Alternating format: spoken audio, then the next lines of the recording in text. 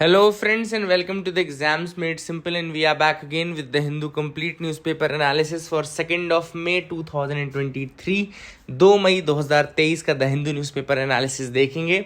28 मई को आप लोग का यूपीएससी एग्जाम है। कई लोग मुझसे पूछ रहे थे कि कब तक का हिंदू न्यूज़पेपर एनालिसिस पढ़ना है।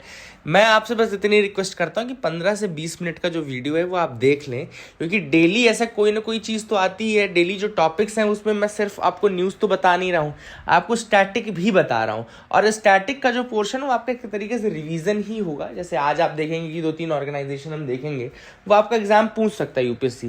तो आपको कोई हर्ज नहीं है कि अगर आप लास्ट डे तक, इनफैक्ट आप पेपर जिस दिन देने जाएं उस दिन भी मैं आपसे रिक्वेस्ट करूंगा कि हिंदू का एनालिसिस देख करके ही जाएं, तो वो ज़्यादा बेटर है आपको। तो 20 मिनट आपको इन्वेस्ट करना, ये आपका बहुत ज़्यादा टाइम नहीं लेगा। जो टाइम आप इधर उधर देंगे उससे बेटर है कि आप हिंदू एनालिसिस देखें। तो that is my submission. I hope आप लोग समझेंगे इस चीज़ को। स्टार्ट करते हैं आज के सबसे पहले सवालों के साथ, जिनके जवाब आपको देने हैं। पहला सवाल है state of the global climate 2022। State of the global climate 2022 report publish किसने की है? ऑप्शंस आप देख सकते हैं, World Wide Fund for Nature, Global Footprint Network, World Meteorological Organization या International Union for Conservation of Nature. The correct answer for this is, इसका answer है सी, वर्ल्ड मीटियोरोलॉजिकल ऑर्गेनाइजेशन ने निकाली state of the global climate 2022 report. उसको आप note कर लीजिए, लिख लीजिए अपने जहाँ पे भी नोट्स आप करते हैं। Matarbari deep sea port is located in, 4 options आपके सामने है, Sri Lanka, Bangladesh, Afghanistan, Malaysia. Matarbari deep sea port कहाँ पे है? अभी रिसेंटली न्यूज़ में भी था इनफैक्ट, है ना? तो अगर आप बता सके तो बहुत अच्छा है। The correct answer for this is B, Bangladesh. याद रखिएगा, बांग्लादेश में है मातारबारी डीप सी पोर्ट, तो आप याद रखिएगा। Tsushima straight lies between, Tsushima straight इनमें से किन 2 पार्ट्स को जोड़ता है? Italy, Albania, Indonesia, Malaysia, Philippines, Vietnam, Korea, Japan. Tsushima straight, easy question है, आपको नाम से पढ़ के भी बता सकते हैं आप लोग अगर चाहें तो। The correct answer for this is D, Korea and Japan. Korea Japan के बीच में अगर आप देखें तो सुशिमा स्ट्रेट आपका लाई करता है। तो ये तो 3 सवाल थे आज के। आई होप आपको कुछ अच्छा लगा होगा, कुछ बना होगा, कुछ नहीं बना होगा तो आपने सीख लिया होगा।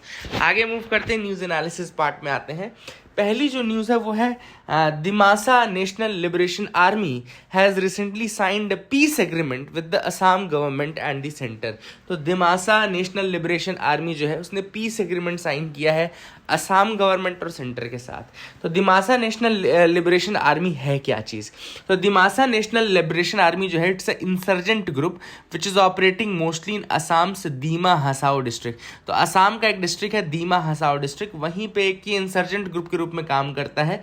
I am not saying a terrorist group, it is a insurgent group. Insurgency जो इंटरनल अफेयर्स के रिलेटेड होते हैं उनको इंसर्जेंस बोलते हैं। तो ये बेसिकली इंसर्जेंट ग्रुप है जो कि ऑपरेट कर रहा है मोस्टली असम के दीमा हसाओ डिस्ट्रिक्ट में। एंड इसको ये जो नेशनल आर्मी है, liberation army, it established in April 2019 seeking A sovereign territory for the Dimasa tribals. तो दिमासा ट्राइबल्स के लिए एक सॉवरेन टेरिटरी की डिमांड कर रहे थे ये लोग। 2019 से इसका फॉर्मेशन हुआ था। And they launched a armed insurgency to achieve the goal, है ना? तो इन्होंने एक आर्म्ड इंसर्जेंसी स्टार्ट कर दी थी to achieve this goal of a sovereign territory for the Dimasa tribals. ठीक है ना, आप लोग याद रखिएगा।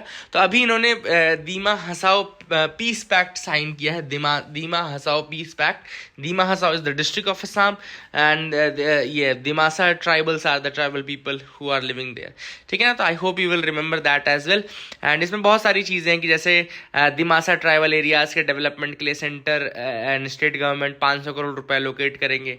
और वहीं पे जो ग्रुप है it will disband their armed organisation, they will vacate all the camps occupied by the Dimasa national liberation army cadres and all. तो ये सारी चीज़ें हैं जो कि की गई हैं। आई hope you will remember them. अगली जो न्यूज़ है वो है वर्ल्ड इकोनॉमिक फोरम ने रिलीज़ की है फ्यूचर ऑफ जॉब्स रिपोर्ट। तो एक तो आप लोग नोट कर लीजिएगा कि फ्यूचर ऑफ जॉब्स रिपोर्ट किसने रिलीज़ किया है? तो वर्ल्ड इकोनॉमिक फोरम ने रिलीज़ की है। And this report maps the jobs and skills in the coming years and tracks the pace of change, है ना? तो ये आने वाले सालों में जॉब्स का क्या स्टेटस रहेगा, कौन से जॉब्स ज़्यादा अच्छे रहेंगे, कौन से जॉब्स थोड़ा कम अच्छे रहेंगे। जैसे कि उन्होंने कहा कि बैंकिंग के और जो क्लैरिकल जॉब्स हैं वो थोड़ा कम हो जाएंगे, क्योंकि टेक्नोलॉजी जो है वो कहीं ना कहीं उसको ओवर पावर करने की कोशिश करेगी। तो this is what has been this case future of jobs report. अगर आपसे कोई पूछे कौन निकाला है तो वर्ल्ड इकोनॉमिक फोरम ने निकाला है। ठीक है ना, I hope you will remember that as well. अगली जो न्यूज़ है वो है members of the Kond tribe in Orissa. तो पहले तो यहाँ पे एक आपको फैक्ट मिल गया कि कोंड ट्राइब कहाँ की है, उड़ीसा की है। तो कोंड ट्राइब उड़ीसा ने अभी रिसेंटली एक ऐड किया है event to their calendar of festivals which is known as the Bihan Mela.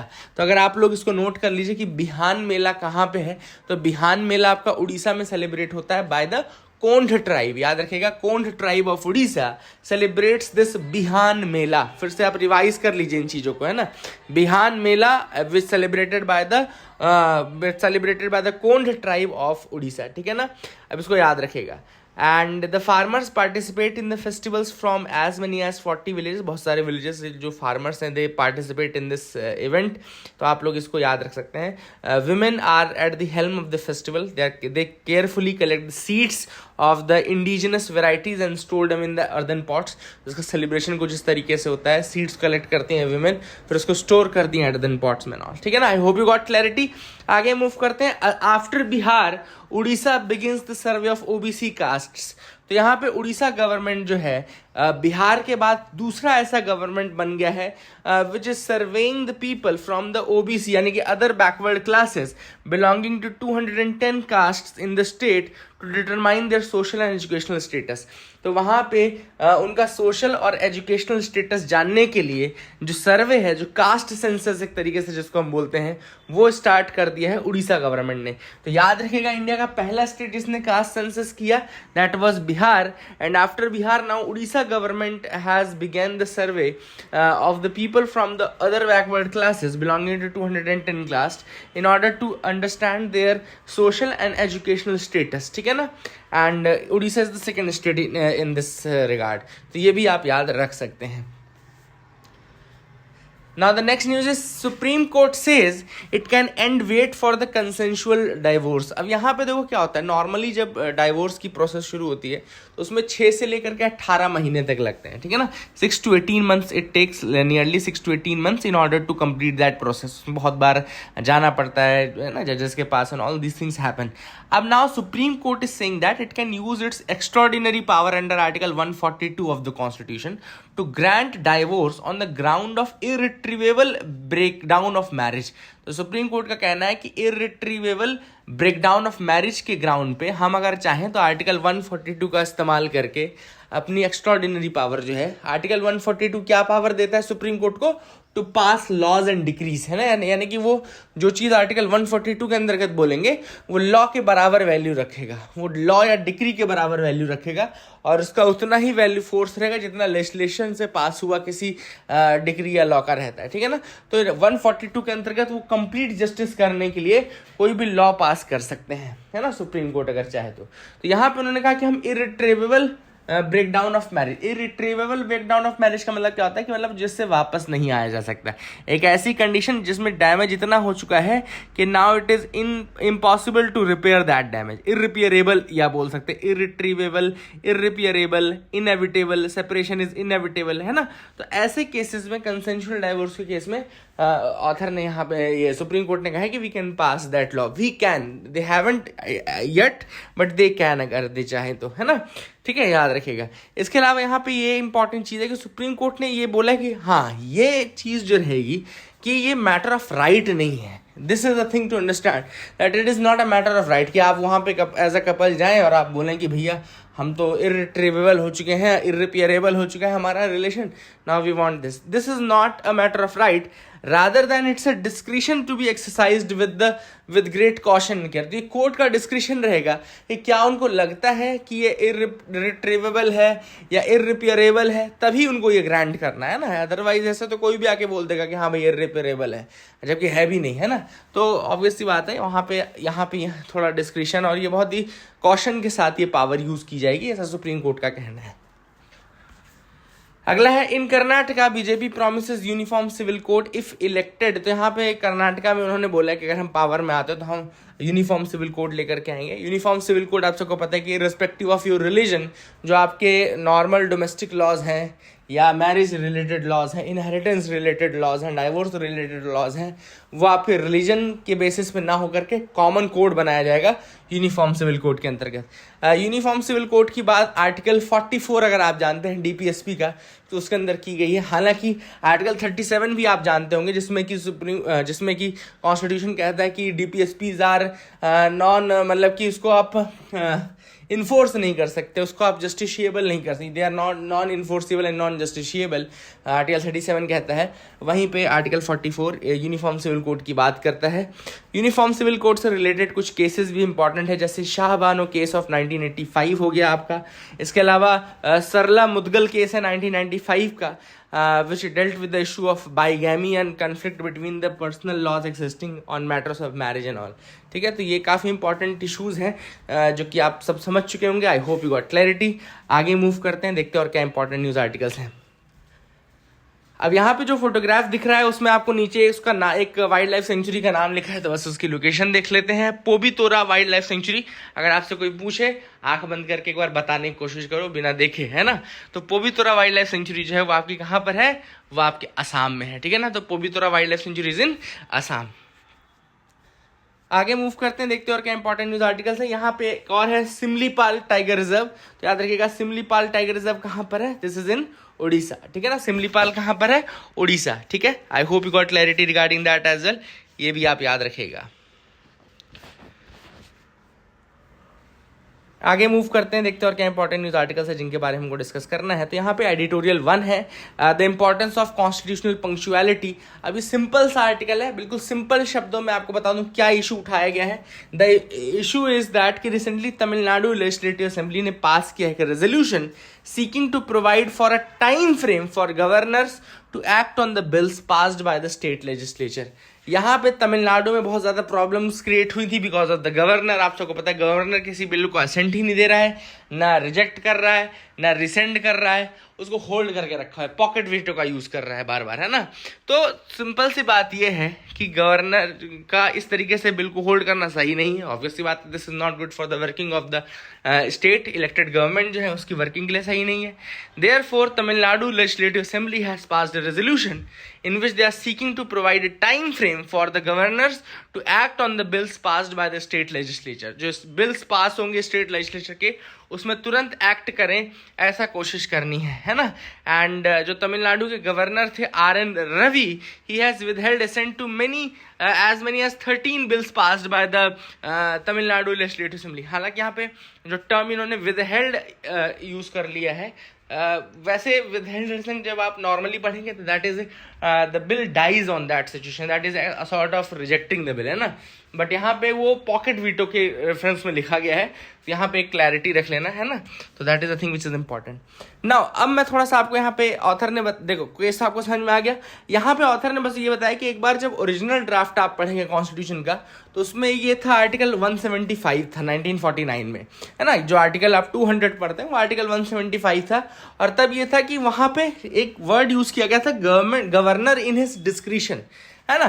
तो ये इंपॉर्टेंट क्यों है, ये चीज क्यों बताई जा रही है ऑथर के द्वारा, क्योंकि ऑथर ने कहा कि जब BR अम्बेडकर जी इस आर्टिकल पर डिस्कशन करने आए तो उन्होंने ये कहा कि there can not be any room for governor to act on his discretion in this matter, है ना।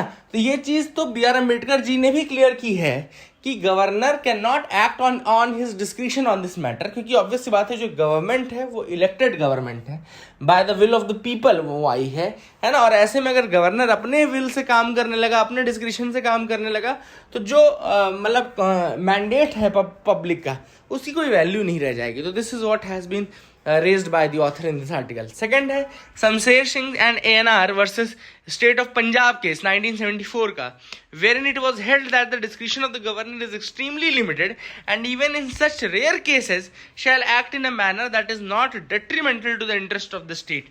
तो ये Shamsher Singh versus state of Punjab case है 1974 का, उसमें भी ये चीज़ काफ़ी क्लियर थी कि जो डिस्क्रिशन है गवर्नर का वो काफ़ी लिमिटेड पावर है, and even if he is exercising his discretion then also it should not be detrimental to the interest of the state, है ना।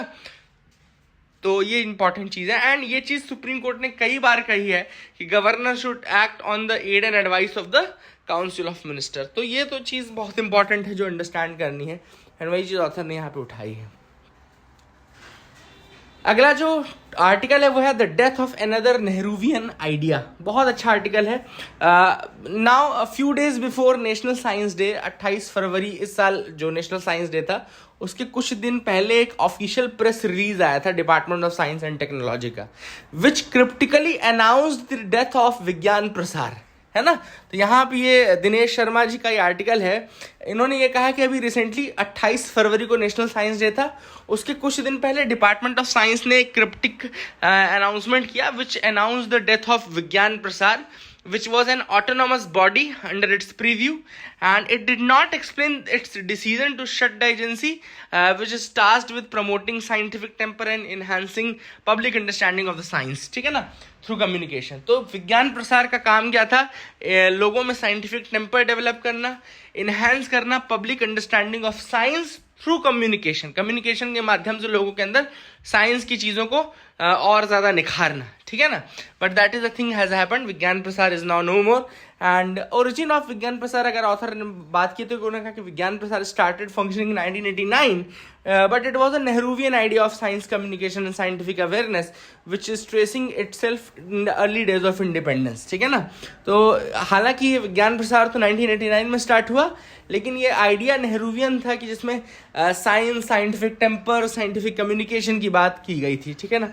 इसके अलावा एक और इम्पॉर्टेंट एसोसिएशन बॉडी बनी थी, national council for science and technology communication, national council for science and technology communication NCSTC, जो कि 1982 में बनी थी।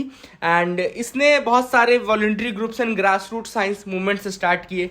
इसका एक मूवमेंट था भारत जन विज्ञान जत्था, BJVJ मूवमेंट, याद रखिएगा। National council for science and technology communication 1982 में आया, उसके बाद उसने भारत जन Vigyan Jatha BJVJ movement start किया, and it gave birth to a network of voluntary organisations. And इसके अलावा BJVJ के अलावा इसने एक और चीज़ किया, विज्ञान प्रसार का फॉर्मेशन, है ना।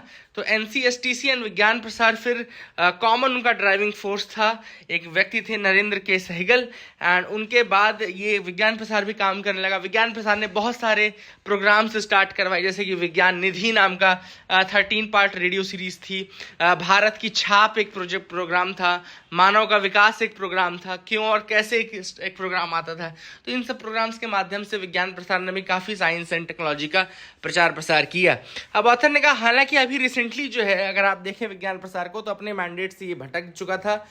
ये ज़्यादातर एक प्रोपेगेंडिस्ट बन के रह चुका था, जो कि गवर्नमेंट की केवल स्कीम्स, गवर्नमेंट के साइंस एंड टेक्नोलॉजी के एंडिएवर्स को आगे बढ़ा रहा था। इसके अलावा एक RSS का भी एक ग्रुप है साइंस रिलेटेड, विज्ञान भारती या विभा जिसको बोलते हैं, विज्ञान भारती या Vibha, which is an affiliate of the राष्ट्रीय स्वयंसेवक संघ।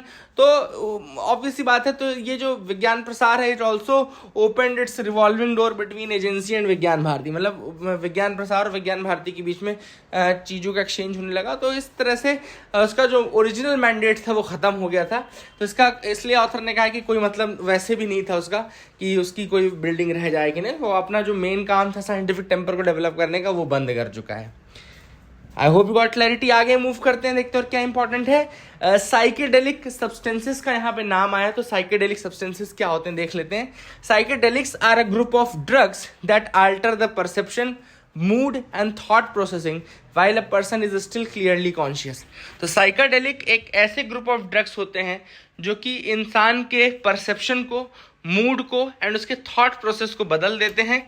हालांकि व्यक्ति इस समय क्लियरली कॉन्शियस रहता है, लेकिन फिर भी उसकी ये सारी चीज़ें अल्टर हो जाती हैं, ठीक है ना। तो व्यक्ति का उस समय इनसाइट भी अनइम्पेयर्ड रहता है, उसमें कोई छेड़खानी नहीं होती। But psychedelics are non addictive, they are non toxic and compared to illicit drugs they are less harmful to the end user. And in India the NDPS, Narcotics, Drug and Psychotropic Substances Act 1985 prohibit the use of psychedelic substances। याद रखिएगा, in India the Narcotic, Drug and Psychotropic Substances Act 1985 they prohibit the use of psychedelic substances।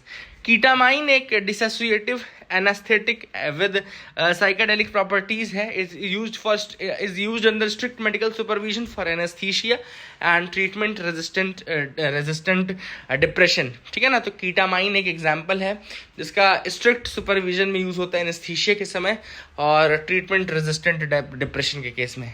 ठीक है ना, I hope you will remember this. एक psychiatrist है जिसका नाम था Humphry Osmond and he first use the term psychedelic in 1957। है ना, ग्रीक वर्ड साइक से बना है जिसका मतलब होता है माइंड, एंड डेल्यून जिसका मतलब होता है manifest, to manifest. I hope you got clarity regarding that as well, आप समझ गए होंगे। Members of the Meitei community to file a contempt proceeding against the panel. तो यहाँ पे मीती कम्युनिटी कहाँ की है? ये मणिपुर की है। ये एसटी स्टेटस चाहती है, हालांकि वहाँ पे अभी ये ओबीसी और एससी के स्टेटस में है कई जगहों पे, है ना।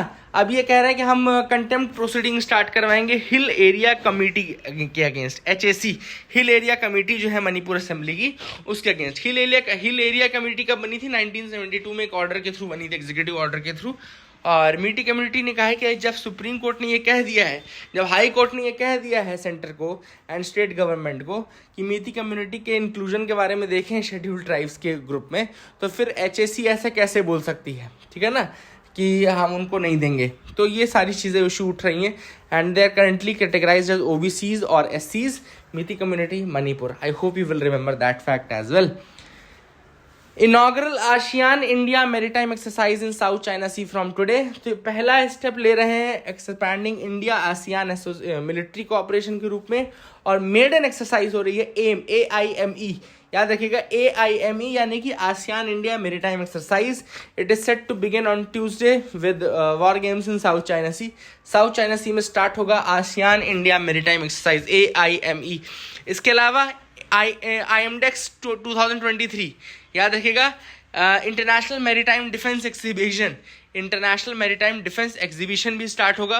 अच्छा, जो इनॉग्रल हुआ था IMDEX का, यानी कि इंटरनेशनल मैरीटाइम डिफेंस एग्जीबिशन जो हुआ था वो 1997 में हुआ था, and it has been held every year, है ना, expanding every year on, and इस साल लगभग 50 डेलीगेशंस हैं इसके लिए। तो याद रखिएगा, एम एक्सरसाइज याद रखिएगा। I hope you will remember that as well.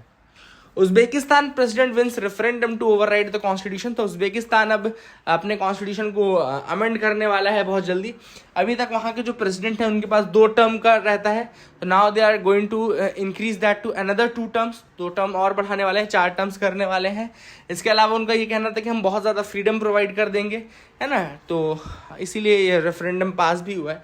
I hope you will remember that. अच्छा, एक ग्रुप का नाम आया था OSCE, याद रखिएगा OSCE का नाम आया था।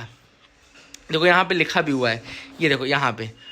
तो ये है बेसिकली OSCE क्या, organisation for security and cooperation in Europe, organisation for security and cooperation in Europe, इसको याद रखिएगा OSCE, organisation for security and cooperation in Europe. तो अब ये जो ग्रुप है, ये इसका ओरिजिन जो है स्टार्ट हुआ है, वैसे इसका ओरिजिन जो है वो हेलसिंकी फाइनल एक्ट से स्टार्ट हुआ है। हेलसिंकी फाइनल एक्ट बोलते हैं, 1975 का था। ठीक है ना, उसके बाद इसका एक्चुअल फॉर्मेशन 1994 में हुआ। 1994 में इसका नाम बदल करके organisation for security and cooperation in Europe रखा गया। इसमें 57 मेंबर हैं। India is not a member of that, India is not a member of OSCE, and ये 57 मेंबर हैं नॉर्थ अमेरिका, यूरोप और एशिया से। नॉर्थ अमेरिका से भी मेंबर हैं, यूरोप से भी मेंबर हैं, एशिया से मेंबर हैं, and this organisation is basically one of the largest regional security organisation. ये लार्जेस्ट रीजनल सिक्योरिटी ऑर्गेनाइजेशन है। ठीक है ना, ये आप याद रखिएगा, ये फैक्ट्स जो मैंने आपको बताए। I hope you will remember that as well. So that is it for the day friends. I hope you like our video. Please like share subscribe, keep loving us, keep sharing us. Thank you, have a nice day.